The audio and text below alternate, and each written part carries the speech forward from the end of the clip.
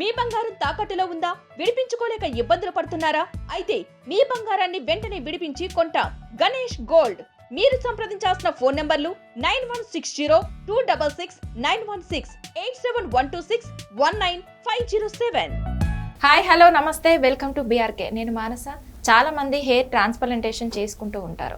అసలు అది ఎలా చేసుకోవాలి, అది చేసుకునేటప్పుడు మనం ఎలాంటి జాగ్రత్తలు తీసుకోవాలి అనే దాని గురించి ఈరోజు మనతో పాటు ఉన్నారు senior consultant plastic surgeon doctor Vannika గారు ఉన్నారు. వారితో మాట్లాడు. Hi ma'am. హలో, ఎలా ఉన్నారు? బాగున్నాను, మీరు ఎలా ఉన్నారు? నేను బాగున్నాండి. ఓకే, చాలా మంది ఇప్పుడు హెయిర్ ఊడిపోవడం అట్లా జరుగుతుంది కదా, సో అలాంటి వాళ్ళకి హెయిర్ ట్రాన్స్ప్లాంటేషన్ చేస్తూ ఉంటారు. అసలు హెయిర్ ట్రాన్స్ప్లాంటేషన్ అంటే ఏంటి, అది ఎలా చేస్తారు? సో కొంతమందికి హెయిర్ ఊడిపోయాక మళ్ళీ వెనక్గా రాదు. అది ఎట్లా అంటే జెనెటిక్ కాజెస్ అవ్వచ్చు, స్ట్రెస్ రిలేటెడ్ అవ్వచ్చు, కొంతమందికి ఏజ్ మూలంచి కూడా అవ్వచ్చు. సో అలాంటప్పుడు మనం ఏం చేస్తామంటే ఆ పేషెంట్కి ఉన్న నేటివ్ హెయిర్ అంటే వాళ్ళ దగ్గర ఉన్న హెయిర్నే తీసి ఇంకొక చోట ఎక్కడ హెయిర్ ఊడిపోతుందో అక్కడ పెడతామన్నమాట. సో దాన్ని ట్రాన్స్ప్లాంటేషన్ అన్నట్టు చెప్తాము. ఓకే, అంటే అది ఫస్ట్ ఎలా స్టార్ట్ చేస్తారు? సో ఇప్పుడు ఎవరైనా వచ్చారనుకోండి దట్ ఇట్లా హెయిర్ ఊడిపోతుంది అని, సో ఏ స్టేజ్లో హెయిర్ లాస్ ఉంది ఫస్ట్ ఆఫ్ ఆల్ అది డిసైడ్ చేస్తాము. ఇప్పుడు కొంతమందికి ఓన్లీ ఫ్రంట్లో పోతుంది, కొంతమందికి బ్యాక్లో పోతుంది. సో దానికి గ్రేడింగ్ స్టైల్స్ ఉంటాయన్నమాట. సో గ్రేడ్ 3 పైన హెయిర్ లాస్ ఉంటేనే వాళ్ళకి మేము హెయిర్ ట్రాన్స్ప్లాంటేషన్ సజెస్ట్ చేస్తాం. గ్రేడ్ 3 కింద ఉంది అంటే ట్యాబ్లెట్స్, సీరమ్స్, లేదు అంటే ఇలా పిఆర్పి ఈ మెథడ్స్ తోటైనా మనం మేనేజ్ చేయొచ్చు. గ్రేడ్ 3 పైన ఉన్న వాళ్ళకి ఏం చేస్తామంటే first of all hair density ఎంత ఉందో అది క్యాల్కులేట్ చేస్తాం. సో ఇప్పుడు మనకి హెయిర్ ట్రాన్స్ప్లాంటేషన్లో 2 భాగాలు ఏం అర్థం చేసుకోవాలి అంటే డోనర్ ఏరియా అనేది ఒకటి ఉంటుంది, రెసిపియంట్ ఏరియా అనేది ఉంటుంది. అంటే ఇప్పుడు చూడండి కిడ్నీ, లివర్ ట్రాన్స్ప్లాంట్ ఇవన్నిట్లో కూడా ఇచ్చే వాళ్ళు ఒకళ్ళు ఉంటారు, తీసుకునే వాళ్ళు ఒకళ్ళు ఉంటారు. సో డోనర్ అంటే మనం ఎక్కడి నుంచి తీసుకుంటున్నాము, రెసిపియంట్ అంటే ఎక్కడ పెడుతున్నాం అనమాట. సో హెయిర్ ట్రాన్స్ప్లాంటేషన్లో లక్కీగా 2 ఒకే పర్సన్ నుంచి వస్తాయి. సో డోనర్ ఏరియా అనేది ఎవరికైనా వెనకాతల భాగం నుంచి వస్తుందన్నమాట. ఈ పార్ట్ ఆఫ్ హెయిర్ ఏదైతే ఉంటుందో అది హార్మోన్ రెసిస్టెంట్ హెయిర్ ఉంటుందన్నమాట. అంటే మనం అది ఎక్కడైనా పెట్టినా it is not influenced by body hormones. So ఒకసారి పెడితే అది లైఫ్ లాంగ్ ఉంటుంది.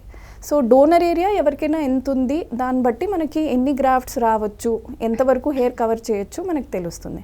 రెండోది రెసిపియంట్ ఏరియా, అంటే ఎక్కడ హెయిర్ పోయింది, ఎంత వరకు హెయిర్ పోయింది, తర్వాత ఆ పోయిన చోట ఏమైనా ఇన్ఫెక్షన్తో పోయిందా, లేదంటే ఏమైనా బాడీ ప్రాబ్లమ్స్తో పోయిందా, ఏరియా ఎంత పెద్దది, ఇవన్నీ చూసుకోవాల్సి వస్తుంది అనమాట. ఇది ఫైనలైజ్ చేశాక దెన్ నంబర్ ఆఫ్ గ్రాఫ్ట్స్ అనేది మనం చూసుకుంటాము. దాన్ని బట్టి దెన్ వి ప్రొసీడ్. ఓకే, అంటే హెయిర్ ప్లాంటేషన్లో ఎలాంటి పద్ధతులు ఉన్నాయి ఇంకా? సో ముందైతే FUT అనేది ఒకటి చేసేవాళ్ళమండి. ఇప్పుడు దాని మీద కొత్తగా టెక్నాలజికలీ అడ్వాన్స్డ్ ఏమొచ్చింది అంటే FUE, అంటే ఫాలిక్యులర్ యూనిట్ ఎక్స్ట్రాక్షన్. అంటే ఒక్కొక్క హెయిర్ని మనం వెనకాతల నుంచి తీసి దాన్ని సార్ట్ అవుట్ చేసి దెన్ దాన్ని ఇంప్లాంట్ చేస్తాము. సో ఈ దాంతో మనకి అడ్వాంటేజ్ ఏంటి అంటే మనం చేసిన చోట అంటే డోనర్ ఎక్కడ తీస్తామో అక్కడ మనకి చిన్న చిన్న హోల్సే వస్తాయి. ముందు ఎట్లా అంటే ఒక పెద్ద కట్ లాగా, లేదు అంటే ఒక ఏరియా మొత్తం అంతా కట్ చేసి తీయాల్సి వచ్చేది అట్లా ఉండేది. ఇప్పుడు అలా కాకుండా ఇప్పుడు ఒక ఏరియా మార్క్ చేసి దాంట్లో చిన్న డ్రిల్స్ తోటి మనం హెయిర్ తీసాక దాన్ని సెపరేట్ చేస్తాం అనమాట depending on the quality. So కొంతమందికి 2 నెంబర్ ఆఫ్ హెయిర్స్ ఎక్కువ ఉంటాయి, కొంతమందికి 3 నెంబర్ ఆఫ్ హెయిర్స్ ఎక్కువ ఉంటాయి. సో ఈ FUEతో మనకి అది కూడా తెలుస్తుంది అనమాట. That is an advantage.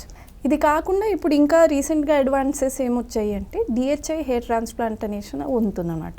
So direct hair implantation, అంటే మనం ఎట్లా తీస్తామో డైరెక్ట్గా హెయిర్ ఫాలికల్ని వితౌట్ ప్రిపరేషన్ అలానే ఇంప్లాంట్ చేసేస్తాం. దీంతో అడ్వాంటేజ్ ఏంటంటే మన సర్జరీ టైం తగ్గుతుంది. జనరలీ ఒక హెయిర్ ట్రాన్స్ప్లాంటేషన్ అనేది ఒక 8 hours, అప్పుడప్పుడు 10 hours అనేది సర్జరీ అవుతుంది అనమాట. ఈ DHIతో ఎట్లా అంటే మనం అప్పుడప్పుడు 6 hours అట్లా కూడా చేసేయచ్చు. సెకండ్ ఏంటంటే రోబోటిక్ హెయిర్ ట్రాన్స్ప్లాంట్. సో ఇప్పుడు ఒక రోబోటిక్ మెషిన్స్ వచ్చాయి వాటితోటి. అవి ఏం చేస్తాయంటే ఏరియా స్కాన్ చేసి మనం ఎట్లా హెయిర్ తీయాలి, తీసిన చోట మళ్ళీ బాల్డ్నెస్ రాకుండా, లేదంటే పక్కన ఉన్న హెయిర్ ఫాలికల్స్ ఇంజర్ అవ్వకుండా అలా హెల్ప్ చేసే మెషిన్స్ కూడా ఉన్నాయి. సో ఈ 2-3 ఇప్పుడు ఫాలో అయ్యే రీసెంట్ ట్రెండ్స్ అనమాట. ఓకే, ఇప్పుడు సపోజ్ హెయిర్ ప్లాంటేషన్ అయిపోయిన తర్వాత మళ్ళీ జుట్టు ఊడిపోయే అవకాశం ఉందంటారా? సో మనం పెట్టిన హెయిర్ పడిపోదండి, కానీ అలా అని మనకి నేటివ్గా దాని చుట్టుపక్కల ఏదైతే హెయిర్ ఉంటుందో అది మన హెయిర్ బాడీలో ఉన్న హార్మోన్స్ బట్టి, లేదు అంటే స్ట్రెస్ ఫ్యాక్టర్స్ బట్టి, ఏజ్ బట్టి, కొంతమందికి న్యూట్రిషన్ బట్టి కూడా పోతూ ఉండొచ్చు.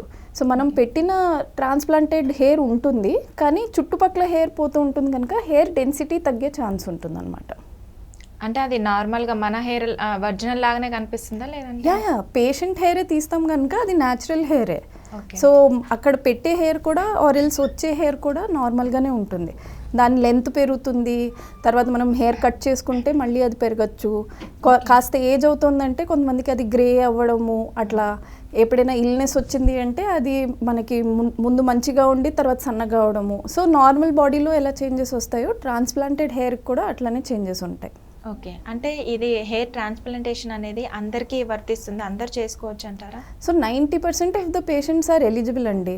కొంతమంది 10% ఆర్ నాట్ ఎలిజిబుల్. అది ఎట్లా అంటే ఇప్పుడు ఎవరికైనా చాలా సివియర్గా స్కాల్ప్ ఇన్ఫెక్షన్స్ ఉన్నాయనుకోండి, అలాంటి వాళ్ళకి మేము ఇది రికమెండ్ చేయము. ఎందుకంటే పెట్టాక కూడా it is a form of injury. అంటే మనం సర్జరీ చేస్తున్నాం ఎవరి మీదైనా అంటే మనం స్కిన్ మీద ఒకటి ఇంజరీగా చేసి పెడుతున్నాము. అలాంటి వాళ్ళలో ఆల్రెడీ ముందు నుంచి ఇన్ఫెక్షన్ ఉంది అంటే రిజెక్షన్ రేట్ ఎక్కువ ఉంటుంది. సెకండ్లీ ఇంకోటి ఏంటంటే ఇప్పుడు ఎవరికైనా డోనర్ ఏరియా కరెక్ట్గా లేదనుకోండి, సో అప్పుడు హెయిర్ ట్రాన్స్ప్లాంటేషన్ రిజల్ట్స్ అంత రావు. సో మీరు చాలాసార్లు వినుంటారు దట్ వాళ్ళు చేయించుకున్నారు కానీ ట్రాన్స్ప్లాంటేషన్ ఫెయిల్ అయింది అని. So this is one of the reasons. అంటే కరెక్ట్ నెంబర్ ఆఫ్ హెయిర్ పెట్టకపోతే దెన్ ఆ ఉన్న హెయిర్ కూడా మన బాల్డ్నెస్ని కవర్ చేయవు. సో డోనర్ ఏరియా తక్కువ ఉన్న వాళ్ళకి కూడా it is not recommended. And thirdly ఎవరికైనా చాలా ర్యాపిడ్ ఎక్సెస్ హెయిర్ ఫాల్ ఉందనుకోండి, సో అలాంటి వాళ్ళల్లో కూడా it is not good. First వాళ్ళకి అండర్లయింగ్ ప్రాబ్లం ఏదైతే ఉందో అది ట్రీట్ చేసి దాని తర్వాత ట్రాన్స్ప్లాంటేషన్కి వెళ్ళాలి. ఓకే.